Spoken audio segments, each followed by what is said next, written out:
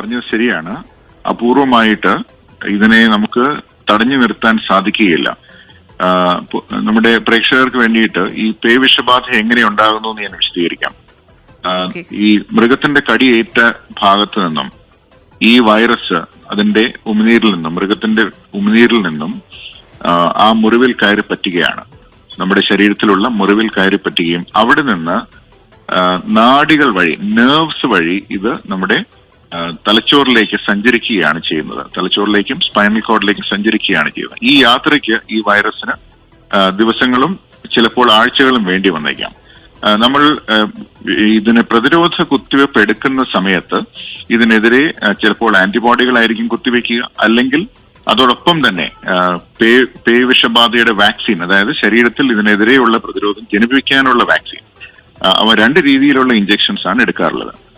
അപൂർവമായിട്ട് ഇതുപോലെ രോഗം കൂടുതലാകാനുള്ള അല്ലെങ്കിൽ ഇതിനെ രോഗമുണ്ടാകാനുള്ള കാരണം പ്രധാനമായും അമിതമായ ഡോസിൽ ഈ വൈറസ് നമ്മുടെ നാടുകളിൽ കയറി പറ്റുകയും വളരെയധികം നെർവ് സപ്ലൈ ഉള്ള, നാഡികൾ ഒരുപാടുള്ള ചില ഭാഗങ്ങൾ ശരീരത്തിലുണ്ട്. ഉദാഹരണത്തിന് നമ്മുടെ വിരൽത്തുമ്പുകൾ നമുക്കറിയാം, നമുക്ക് സ്പർശനത്തിന് ഏറ്റവും അധികം ഉതകുന്ന ഒരു ഭാഗമാണ് വിരൽത്തുമ്പുകൾ. അതിന് കാരണം അവിടെ ധാരാളം നാഡികളുണ്ട്. ആ ഭാഗത്ത് ഒരു കടിയേറ്റ് കഴിഞ്ഞാൽ അത് വളരെ ഡേഞ്ചറസ് ആണ് എന്ന് പറയാറുണ്ട്. അതുപോലെ തന്നെ നമ്മുടെ മുഖത്തോ കഴുത്തിലോ എല്ലാം ധാരാളം നാഡികളുള്ള സ്ഥലമാണ്. അതുകൊണ്ട് അവിടെ നിന്ന് തലച്ചോറിലേക്ക് വളരെ കുറച്ച് ദൂരമേ ഉള്ളൂ. അതുകൊണ്ട് തന്നെ അങ്ങനെയുള്ള ഭാഗങ്ങളിൽ കടിയേറ്റാൽ പോലും കൊച്ചു കുഞ്ഞുങ്ങളാവുമ്പോൾ അവർ നിലത്ത് വീഴുകയും നായയ്ക്ക് അവരുടെ മുഖത്തും മറ്റും കടിക്കാനുള്ള അവസരം ഉണ്ടാവുകയും ചെയ്യാറുണ്ട്.